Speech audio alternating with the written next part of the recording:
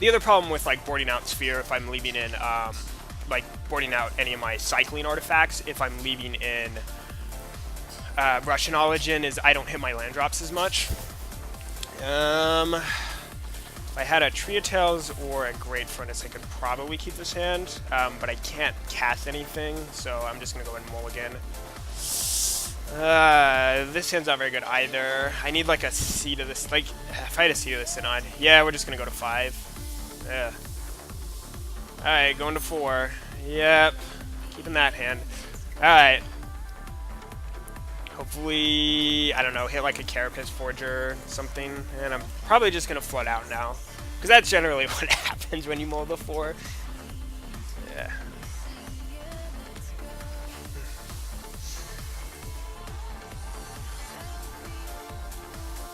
Deck might have like Ancient Grudge in the sideboard too.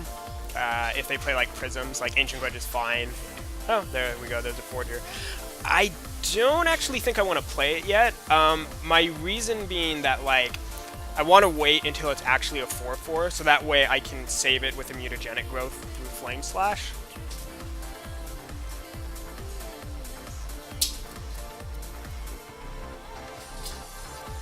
I mean, I have so like few cards that like I really need my threats to like really get me there. So the other thing that sucks is like out of all these lands I've drawn, I haven't drawn any blue lands. So like Thought Caps is obviously a pretty good card for getting me out of this.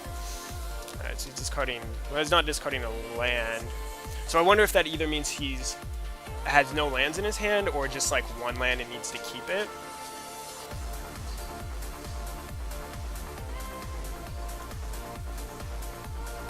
Yep. Alright, so yeah, we'll just play Trio Tails. We'll probably still just pay the life, I think, if he does go for like a Flame Slash. I don't think they play Daze. And it's if he doesn't have any land, I mean, I think it plays around Condescend.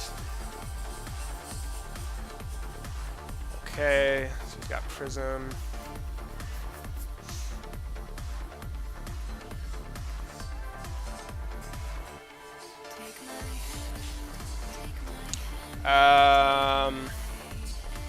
Yeah, we'll just go ahead and pay for the life. I mean, if he's gonna win, like, me being at 18 or 20 doesn't really matter that much. Might as well play around Days while I can. I mean, not super great. Like, if he has another Flame Flash, this thing just dies, and then I'm stuck with, like, 5 lands versus his grip of cards. Well, that was a decent draw. I mean, again, I'd like to have like a blue source into like a couple Thought Casts, but well, on a mold of 4, you take what you can get. Atog's surprisingly really good versus them. I think he probably does have, I don't know, most of the blue decks have Hydroblast in their sideboard. So, but I mean, if he doesn't have Hydroblast, like this Atog can really throw a wrench in his plans.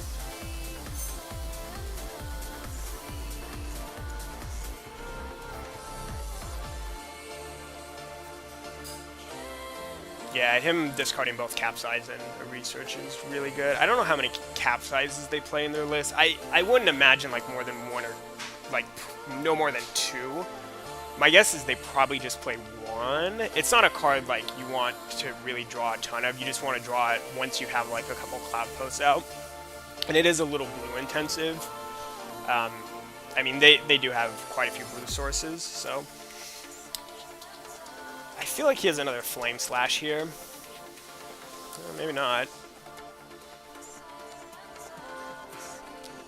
Yeah, yeah, we'll just go ahead and play this land and serve in.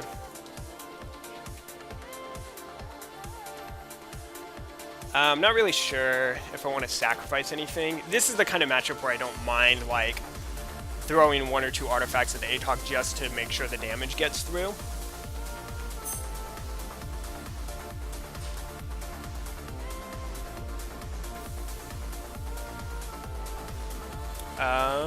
Yeah, sure. It's got 2 damage on it. It's got to have, like, another one.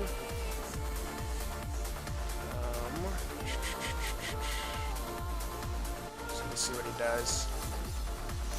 Yeah, I mean, yeah, I'm fine with that. Yeah, so I'm not gonna sacrifice any artifacts here. If the Forger had lived, I probably would have thrown like maybe one artifact at it, but since it didn't, like sacrificing like an artifact just does like an extra 2 points of damage. Like if I sacrifice like 2 artifacts and then he has like a Hydro Blast for the ATOG, I don't know. I'm not like in that great of a position. I want to also be able to make sure if I draw like a Mirror Enforcer, I can cast that too. Surprised he didn't just cast that. Seems like having like a blocker is pretty good. I mean, even if it just like chumps for 1 turn, it's got to be better than not being able to chump. Okay. Yeah, see, I really wish one of these was a Seed of the Synod because I could have cast both Hover Guard and Thought Cast. Yeah, we'll just serve for 1 again. Again, I don't really want to commit really any resources to this. Yeah, I don't see why he wouldn't just like tap out from Mole Drifter there. If he's worried about me like hitting a Disciple or whatever to kill him, he can just chump block. I don't know, maybe he's trying to like get me with Hydro Blast, but I'm like I said, I'm pretty tentative to go all in with the ATOG.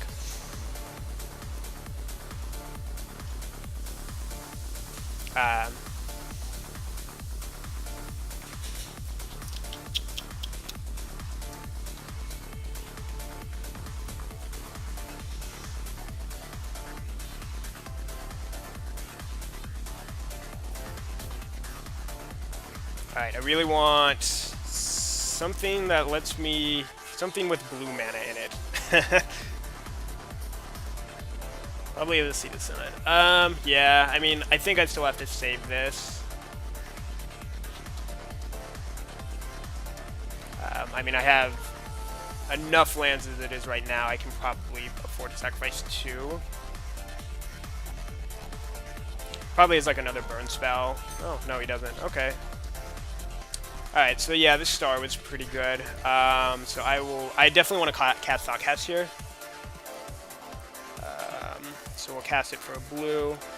You can actually put Thoughtcast on the stack, like I did. So you click it, say pay, and then so you can cast it for 1 with the Chromatic Star, which is kind of a cool trick.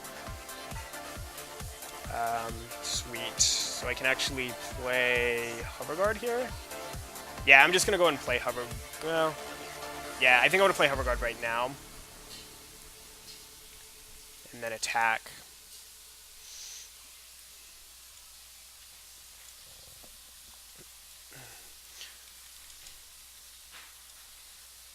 And we will just pass the turn. I'm not sure now if I want to save the ATOG if he, like, Flame Slashes it again.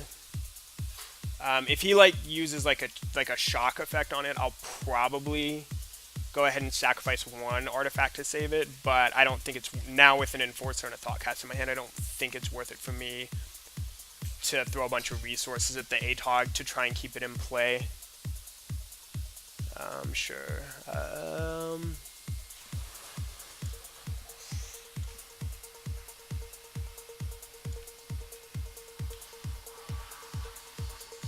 Alright, so we're going to cast Thoughtcast first, because I'm casting that no matter what, and this waiting doesn't actually change the mana. So we'll do this, we'll cast the Chromatic Star, tap, probably, yeah, because tap a green, because if I draw a Forger, like off the Chromatic Star, I'm not going to be able to cast it anyways, then cast a Disciple. Then we'll serve in.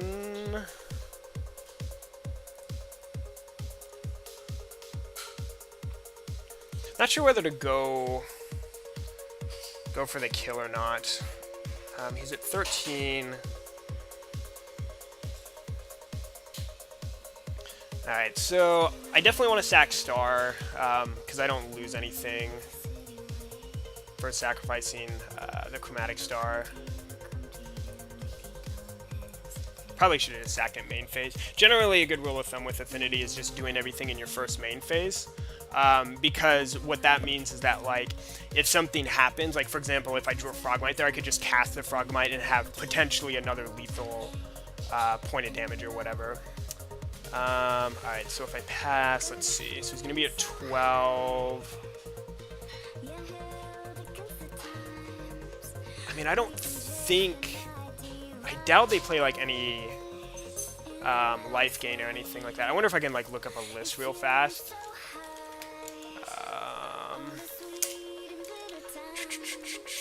One nice thing about Moto is you can look up, like, deck lists and stuff online, obviously. So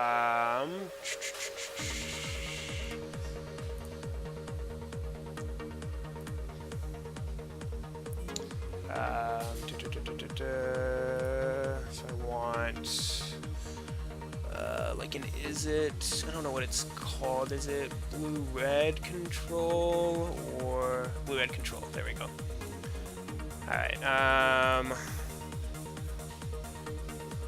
they're like map, wall, capsize, condensate, electrostatic bolt, ghostly flicker. He doesn't have a whatchamacallit in play. Trickery bolt, pyre, hydroblast. Yeah, I don't think so. If he takes this, I think he's just dead. So we'll just 1, 2, 3, 4, 5, 6. Yeah. So he's taking 6 and then just dies to the ATOG effect.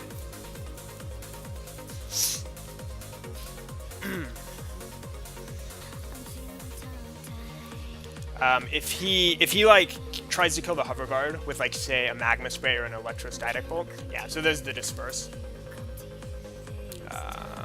Yep. So then we'll just pass. Yeah, because he realized he was dead. If he takes that ATOG hit, that's the thing about ATOG is, like, you don't have to go all in. Like, you don't have to sacrifice all your, cards to the ATOG to try and kill them when they have mana up. You can sacrifice just enough to, like, force the situation lethal there, where they're stuck in a situation where they either have to block or use something to get rid of it. So he obviously doesn't have Hydroblast.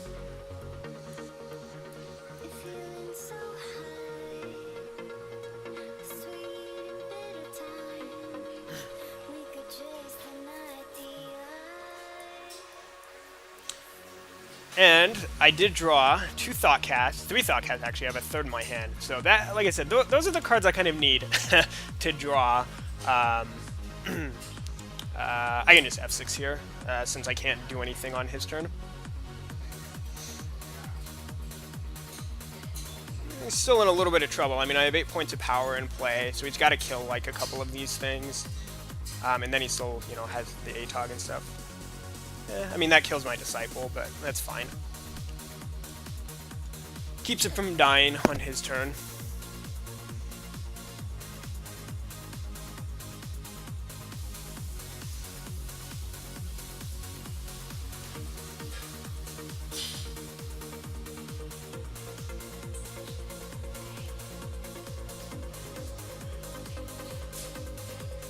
Good old serrated arrows. Alright, so we're going to cast a Thoughtcast. What if he has a counter spell? It's kind of tanking on this.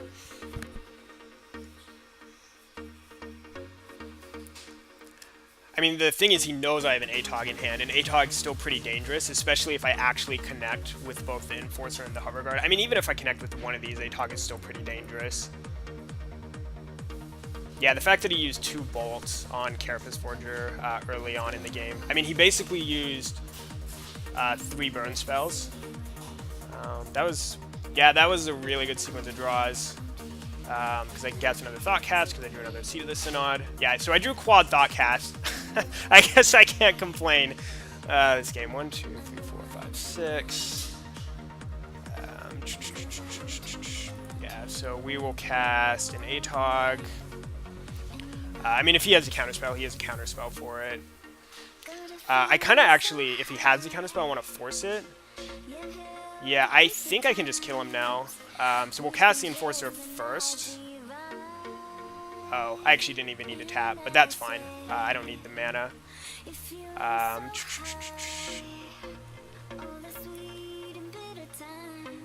And then, again, I'm just going to pay the life. My life total doesn't matter that much. I think he could have a red So I think I just want to get the Enforcer. That'll put him at 3. Yeah, I mean that forces him to have like a removal spell. I think that's fine. Yep, alright. So I went on a Molder 4, because I asked to draw a Thoughtcast on my Molder 4, and I drew all 4 of them. So stick around, we'll be back for the last round of the daily.